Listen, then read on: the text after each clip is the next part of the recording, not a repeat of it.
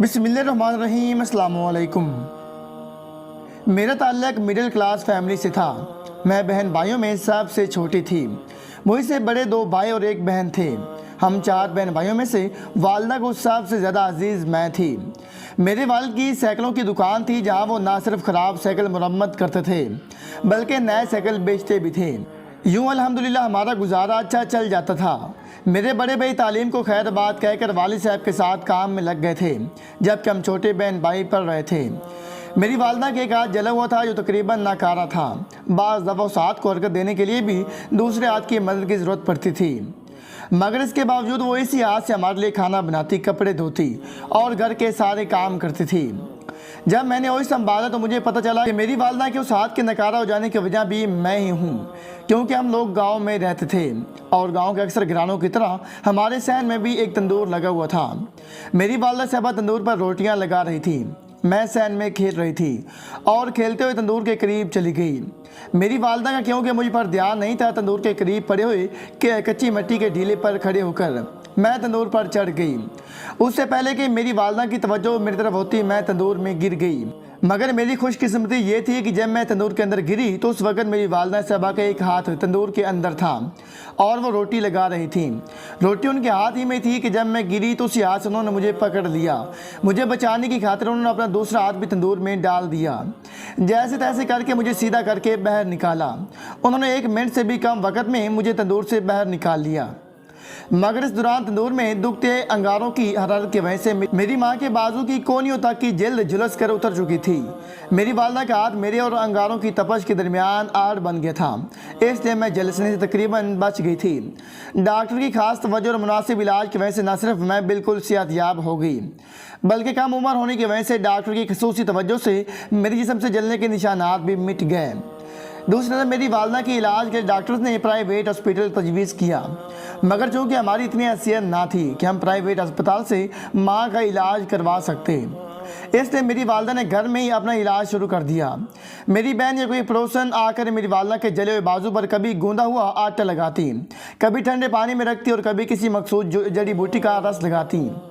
यूँ लंबे अरसे तक शदीद अज़ियत में रहने के बाद मेरी माँ की जलन तो ठीक हो गई, मगर उनके बाजू पर झुलसने का निशान कभी ना जा सका। मगर बहस हैरत था कि जब भी कोई शख्स मेरी वालिदा से हमदर्दी के लिए आता और मुझे सामने देख कर कहता कि इस मनहूस की वजह से तुम्हारा हाथ खराब हो गई है, तो मेरी माँ मुझे पास बुलाती, मुझे चूमती और बड़ी मुश्किल से सीने से लगा कर कहती, ये मेरे लिए अल्लाह ताला की रहमत है और अल्लाह की रहमत को मनहूस नहीं कहते। खैर वक्त गुजरता गया और मैं जवान हो गई। FA के बाद मैंने अपनी बाकी सहेलियों की तरह यूनिवर्सिटी में दाखिला लेने की जिद शुरू कर दी। मेरे सब बहन भाई और वालिद मेरे इस फैसले के मुखालिफ थे, मगर मेरी वालिदा ने मुझे सपोर्ट किया और जैसे तैसे करके सबको मना लिया। यूँ मेरी ये ख्वाहिश भी पूरी हो गई और मैं यूनिवर्सिटी में पढ़ने के लिए चली गई। इस्लामी जमहूरिया पाकिस्तान की यूनिवर्सिटी का जिस तरह का माहौल है, मैं भी उसी रंग में रंग गई। मैंने भी गर्लफ्रेंड और बॉयफ्रेंड के कल्चर को तहे दिल से कबूल कर लिया। मैंने भी एक वडेरे जागीरदार रईसज़ादे की दौलत से मुतासर होकर मोहब्बत के नाम पर उसे अपना जिस्म सौंप दिया। मैंने रब की बनाई हुई हदूद को क्रॉस कर लिया। 20 बार मेरे जिस्म नोचने के बाद भी वडेरा अपनी मोहब्बत के दावे करता रहा और मैं अपनी मोहब्बत दिखाने की खातिर उससे जंसी इस्तासाल करवाती रही। यूनिवर्सिटी के आखिरी दिनों में उसने मुझे शादी के लिए प्रपोज किया तो मैं राज़ी हो गई और घर बात करने की हामी भर ली। अपने महबूब के कहने पर जब मैंने घर बात की तो मेरे घर में मेरी वालिदा में सब का सब रद्द अमल आया। शुक्र है कि मेरी तालीम मुकम्मल हो चुकी थी, वरना शायद मुझ पर यूनिवर्सिटी जाने पर भी पाबंदी लगा दी जाती। वालिदैन और बहन भाइयों के इस तर्ज अमल का जिक्र जब मैंने अपने महबूब से किया तो मेरे महबूब ने मुझे अपनी मोहब्बत निभाने और साथ जीने मरने के वादे याद करवाए और घर वालों के सामने डट जाने का मशवरा दिया। मैंने अपने महबूब की बात मान ली, मगर मेरी जिद का कोई नतीजा ना निकला। जब और कोई हल नजर ना आया तो मेरे महबूब ने मुझे कोर्ट मैरिज करने का मशवरा दिया, जो मैंने फौरन मान लिया। मगर मेरे इस फैसले की भनक मेरे घर वालों को पड़ गई थी। मुझे एक कमरे में बंद कर दिया गया, जहाँ मेरा सिर्फ एक वक्त मेरी माँ रोटी देने आती थी। मैंने अपनी माँ से साफ साफ कह दिया कि या तो मुझे कोर्ट मैरिज करने की इजाज़त दी जाए या फिर सुबह कमरे से मेरी लाश उठा लेना। मेरी माँ ने जब मेरी मौत का मेरे ही मुँह से लफ्ज़ सुना तो रोने लगी और मुझे कहा, तो ऐसा कोई कदम ना उठाना, तो अपनी मर्जी कर लेना। यूँ मेरी माँ ने ममता के हाथों मजबूर होकर मेरी मदद करने का फैसला कर लिया। दूसरे दिन सुबह जब मेरा भाई पढ़ने के लिए निकल गया, बड़ा भाई और वालिद साहब अपने काम पर चले गए, تو میری ماں نے مجھے دروازہ کھول کر باہر نکال دیا اور کچھ پیسے بھی دے دیے اور میں گھر سے نکل کر سیدھی محبوب کے پاس چلی گئی۔ میرے محبوب نے مجھ سے کورٹ میرج کی اور مجھے لے کر اپنے گاؤں چلا گیا، کیونکہ وہ میرے والد صاحب کی حیثیت کو جانتا تھا کہ اس حیثیت کے لوگ کبھی بھی اس پر ہاتھ نہیں ڈال سکتے۔ میرے والد صاحب بڑا بھائی جب گھر پہنچے تو انہیں میرے گھر سے چلے جانے کی اطلاع ملی۔ میرے یوں گھر سے بھاگ جانے کی وجہ سے ان کی نام نہاد غیرت، عزت اور اناج جاگ گئی۔ انہوں نے میری والدہ اور چھوٹی بہن کو ہی قتل کر دیا، جو میری ماں ہے، جس نے میری خاطر بچپن میں اپنا جسم جلا کر مجھے بچایا تھا۔ آج اسی ماں نے جان دے کر میری محبت کو بچا لیا تھا، مگر افسوس کہ اب کی بار میرا اٹھائے گئے قدم انتہائی غلط تھا، جس پر میں جب تک جیوں گی پچھتاتی رہوں گی۔ میری نام نہاد محبت کی خاطر میری ماں اور بہن کو بلی چڑھا دیا گیا، جبکہ میرے شوہر نے جب دل بھر کر میرے جسم سے کھیل لیا، میرے 2 بچے پیدا ہو گئے، اس نے بھی مجھے محبت کی بلی چڑھاتے ہوئے طلاق دے دی۔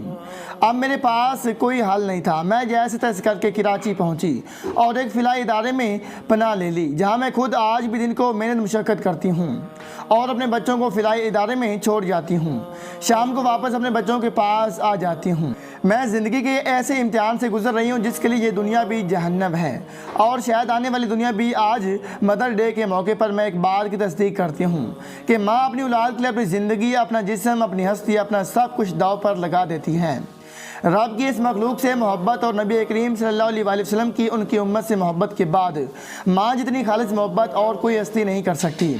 میں اپنی کہانی کے ذریعے پیغام دینا چاہتی ہوں کہ ہر بیٹی اپنے والدین کے لیے رحمت بنے، کبھی بھی ان کے لیے تانا یا گالی نہ بنے۔ اور دوسرا یہ کہ غیر محرم کی محبت عذاب ہوتی ہے۔ میں عاطف منور اور میرے تعلق فیشن ڈیزائننگ کی دنیا سے تھا، اور پاکستان کے تقریباً تمام بڑے شہروں میں میری کمپنی کی آفس تھی۔ ہیڈ آفس کراچی میں تھا، میں زیادہ تر وہیں پر بیٹھتا تھا۔ میرے کراچی کے آفس میں ایک لڑکی انٹرنس کاؤنٹر پر بیٹھتی تھی، جو انتہائی خوبصورت اور باحجاب رہتی تھی۔ فیشن کی دنیا میں رہنے والے جانتے ہوں گے کہ ان کے لیے حجاب میں رہنا گالی کے مترادف ہوتا ہے، مگر اس بات میں کوئی شک نہیں کہ وہ لڑکی جب حجاب کر کے آتی تھی تو آفس میں آئی ہوئی بڑی بڑی ماڈلز کو بھی پیچھے چھوڑ دیتی تھی۔ میری شدید خواہش تھی کہ وہ یہ مذہب کا لبادہ چھوڑ کر فیشن کی دنیا میں قدم رکھے اور میرے کاروبار کو بڑھانے کے لیے ماڈلنگ کرے۔ میں نے اس کے لیے لاکھ کوششیں کی، مگر ناکام رہا۔ اس کا نام شمع نذیر تھا۔ میں نے باتوں باتوں میں اسے حجاب کرنے سے منع کیا۔ اس نے میری بات توجہ سے سنی، مگر اس پر عمل نہ کیا۔ میں نے کئی بار مختلف ہیلے بہانوں سے اسے بے پردہ رہنے کا کہا، اس کے حسن کی تعریف کی، مگر وہ باز نہ آئی۔ پھر اس پر کوئی آزمائش آ پڑی اور اس نے آفس سے 3 مہینے کی سیلری ایڈوانس لے لی۔ تنخواہ ایڈوانس لینے کے بعد وہ میرے قابو میں آ گئی اور میں نے اسے واضح الفاظ میں حجاب لینے سے منع کیا تو اس نے واشگاف الفاظ میں میری بات کو رد کرتے ہوئے کہا، سر یہ حجاب میرا زہرہ ہے، میں نہیں چھوڑ سکتی۔ اس کے انکار سے میری انا کو ٹھیس پہنچی۔ اپنی انا کی تسکین کے لیے میں نے اسے ذلیل و خوار کرنے کا فیصلہ کر لیا۔ دل میں یہی بات دبائے اسے فوراً قرض واپس کرنے کے ساتھ ساتھ حجاب چھوڑنے کا بھی حکم دے دیا۔ بس صورت دیگر بنا حجاب کے آفس بیٹھنے کا کہا۔ اس کے پاس اب میری بات ماننے کے سوا کوئی چارہ نہیں تھا، لہٰذا اس نے روتے ہوئے اپنے حجاب کو اتار کر بیگ میں رکھا اور ہچکیاں لیتے ہوئے، سر یہ میرا زہرہ تھا، آپ نے چھین لیا، اور بیگ کو چوم کر آنکھوں سے لگا لیا۔ اس کے الفاظ نے میرے دل میں کوئی خاص رحم پیدا نہ کیا، بلکہ اسے بے حجاب حالت میں ہر آنے جانے والے سے نظریں چراتے دیکھ کر میرے دل کو تسلی ہونے لگی۔ 3 ماہ وہ یوں ہی بے حجاب میرے دفتر آتی رہی۔ 3 ماہ بعد اس کے قرض کی رقم پوری ہو گئی تو اس نے جاب چھوڑ دی۔ میں بھی دنیا کے رنگینوں میں مگن تھا، میں نے بھی پلٹ کر اس پر توجہ نہ دی، یہاں تک کہ جب کراچی میں حالات خراب ہوئے تو میں اپنا کاروبار سمیٹ کر بما فیملی کینیڈا منتقل ہو گیا۔ یہاں پر دوبارہ سے کام شروع کر دیا۔ میں اس واقعے کو بھول گیا کہ میں نے کسی میراث زہرہ چھین لی تھی، یہاں تک کہ میری بیٹی جوان ہوئی، اس کے بال انتہائی خوبصورت تھے۔ میں اسے بھی ماڈلنگ کی دنیا میں لانا چاہتا تھا، مگر اچانک سے وہ کسی ایسے مرض کا شکار ہوئی کہ اس کے سارے بال جھڑ گئے۔ وہ اپنے بالوں کو واپس لانے کے لیے روتی، ویگ یا نقلی بالوں کا بھی استعمال نہ کرتی۔ جب اور کوئی صورت نہ نظر آئی تو آخر میں نے اسے ایک عبایا اور سکارف خرید کر دیا اور کہا، بیٹا حجاب میراث زہرہ ہے، آپ یہ پہن لیا کریں، اس سے آپ کے سارے عیب چھپ جائیں گے اور کسی کے آپ کو بالوں کے متعلق بھی پتہ نہیں چلے گا۔ میری بات سن کر میری بیٹی نے مجھ سے پوچھا تھا، بابا یہ حجاب کی زہرہ کی میراث ہے اور میں اسے کیوں پہنوں گی؟ میں اس میں گھٹن محسوس کروں گی، کبھی کھل کر نہیں جی سکوں گی۔ اپنی بیٹی کی بات سن کر مجھے پہلی بار احساس ہوا تھا کہ میں نے دولت، نفس کی خواہشات کے چکر میں اپنی اولاد کو مذہب سے کتنا دور کر دیا تھا۔ کہ پتہ ہی نہیں کہ اسلام کیا ہے، مسلمان کیا ہے۔ میں نے پھر اپنی بیٹی کو نبی آخر زمان حضرت محمد صلی اللہ علیہ وآلہ وسلم کی بیٹی کے لاکھ قصے سنائے، مثالیں دیں، مگر میری بیٹی پھر بھی حجاب کرنے پر راضی نہ ہوئی اور اسی وہم میں مبتلا ہو کر وہ ذہنی مریضہ بن گئی۔ دولت و حوث کے چکر میں اولاد کی تربیت سے اس قدر غافل میں تھا کہ آج میری بیٹی کو نبی کریم صلی اللہ علیہ وآلہ وسلم اور ان کی اولاد کا نہیں پتہ۔ میں کسی بھی طرح اپنی بیٹی کو سمجھا نہیں سکا کہ حضرت فاطمہ الزہرا رضی اللہ تعالیٰ عنہ کون تھیں، ان کا رتبہ کیا تھا۔ میری بیٹی مکمل ذہنی توازن کھو چکی ہے، کینیڈا کے پاگل خانے میں مقیم کہ اسے آج بھی دنیا بھر کی ماڈلز کے نام اور اعمال پتہ ہیں، مگر اسے خاتون جنت کے متعلق نہیں پتہ۔ اس میں بھی میری غلطی ہے۔ اپنی غلطی کو تو شاید اب کبھی میں نہیں سدھار سکتا، مگر میں نے تمام تر کاروبار سمیٹ کر پیسہ ایک اسلامک سینٹر کو دے دیا ہے تاکہ میری طرح دولت و حوث کے کسی اور پجاری کی اولاد اسلامی تعلیمات سے نہ واقف نہ رہے۔ میں اپنی کہانی میں خاص طور پر امیر ترین خاندانوں کو یہ نصیحت کرتا ہوں کہ کاروبار سے زیادہ اولاد پر توجہ دیں۔ روز محشر اولاد کی تربیت کا متعلق سوال ہوگا۔ میں نے فیشن کی دنیا سے رشتہ توڑ لیا ہے۔ میں نے ایک مجبور لڑکی سے زبردستی میراث زیورات چھین لی۔ آج نقدی نے میری اولاد سے میراث زیورات چھین لی ہے۔ میری لاکھ کوششوں کے باوجود بھی میرے بیوی بچے اسلام کی پیروی نہیں کرتے، یہاں تک کہ انہوں نے مجھ سے رشتہ توڑ لیا ہے۔ مگر میں اللہ تعالیٰ کی تدبیر کو سمجھ گیا ہوں۔ میں نے ایک مسجد میں مؤذن کے فرائض سنبھال لیے ہیں اور ہر وقت وہیں رہ کر اپنے پچھلے گناہوں کی معافی مانگتا رہتا ہوں۔ وہ سابق پولیس ملازم تھا جسے رشوت اور پولیس کے خفیہ آپریشن کی مخبری کے الزام میں ملازمت سے برطرف کر دیا گیا تھا۔ اس وقت فیصل آباد کی ٹیکسٹائل مل میں اچھی پوسٹ پر فائز تھا اور فیملی بھی اپنے ساتھ فیصل آباد لے گیا تھا، کیونکہ اس ادارے نے اسے اس قابل نہیں چھوڑا تھا کہ اپنے عزیز و اقارب کے سامنے سر اٹھا کر جی سکے۔ اس نے کہا تھا کہ سر میری خواہش بہت عجیب ہے۔ میں نے پوچھا کیا عجیب خواہش ہے تمہاری؟ اس نے بتایا کہ میرا نام حماد احمد ہے اور میں چاہتا ہوں کہ روز محشر اللہ کے روبرو جب میں پیش ہوں تو سرکار دو عالم صلی اللہ علیہ وآلہ وسلم کے سامنے اللہ تعالیٰ مجھ سے سوال کرے کہ بتاؤ تم نے میری مخلوق اور میرے پیارے نبی کریم صلی اللہ علیہ وآلہ وسلم کی امت کے لیے کیا کیا تو نے بتاؤ۔ میرا سینئر آفیسر اپنے اعلیٰ افسران کی خوشنودی کے لیے تقریباً بے گناہ نوجوان کو پکڑ کر لایا تھا اور میرے حوالے کرتے حکم دیا تھا کہ صبح جب میں آؤں تو یہ شخص نہ بیٹھنے کے قابل ہو، نہ پینوں پر کھڑا ہونے کے قابل ہو، نہ ہی پیٹھ کے بل لیٹ سکے۔ اسے میرے سامنے اس حالت میں پیش کیا جائے کہ یہ گھٹنوں کے بل کھڑا ہو۔ میں نے نئی پولیس فورس جوائن کی تھی، لہٰذا میرے دل میں خوف خدا باقی تھا۔ میں نے نوجوان سے تنہائی میں اس کا جرم پوچھا تو اس نے بتایا کہ ایک پولیس آفیسر کا ماموں زاد بھائی میری بہن کے ساتھ دست درازی کر رہا تھا۔ میرے منع کرنے پر بھی باز نہیں آیا تو میں نے اسے بازو سے پکڑ کر روکا۔ اپنی بہن کی عزت کی حفاظت کر کے ابھی گھر پہنچے ہی تھا کہ قانون کے رکھوالے اس پولیس آفیسر کے ماموں زاد کے ہمراہ میرے دروازے پر پہنچ گئے، مجھے پکڑ کر گاڑی میں بٹھایا اور جس لڑکے کو میں نے اپنی بہن کے ساتھ بدتمیزی کرنے سے منع کیا تھا اسی لڑکے نے مجھے طاقت جتاتے ہوئے کہا کہ اب تیری بہن ہی تجھے چھڑا کر لائے گی۔ مگر مجھے خوش کرنے کے بعد اتنی بات کرنے کے بعد وہ لڑکا رونے لگا تو میں نے اسے دلاسا دیا، موٹر سائیکل پر بٹھایا، اس کے گھر پہنچایا جہاں اس کی بوڑھی ماں اور جوان بہن اس کی منتظر تھیں، اور کہا کہ تم راتوں رات ان کو لے کر کسی دور پار کے عزیز کے پاس چلے جاؤ جہاں کسی کو تمہارا علم نہ ہو۔ ساتھ ہی جیب میں موجود رقم ان کے ہاتھ پر رکھی اور واپس تھانے میں پہنچ گیا۔ میں نے سب کچھ اس وجہ سے کیا کیونکہ مجھے پتہ تھا نہ تو اس لڑکے کو قانونی طور پر گرفتار کیا گیا تھا، نہ ہی کسی ریکارڈ میں تھا، لہٰذا جو ہی صبح میرے سینئر نے آ کر مجھ سے لڑکے کے متعلق پوچھا تو میں نے بتا دیا کہ لڑکا بے گناہ تھا، میں نے چھوڑ دیا۔ جب سینئر کو میرے اس فیصلے کا علم ہوا تو اس نے میرے خلاف نہ صرف خود سخت ایکشن لیا بلکہ اس پولیس آفیسر تک بھی میری کارستانی پہنچائی جس کی ماں پر اس مجبور لڑکے کو گرفتار کیا گیا تھا۔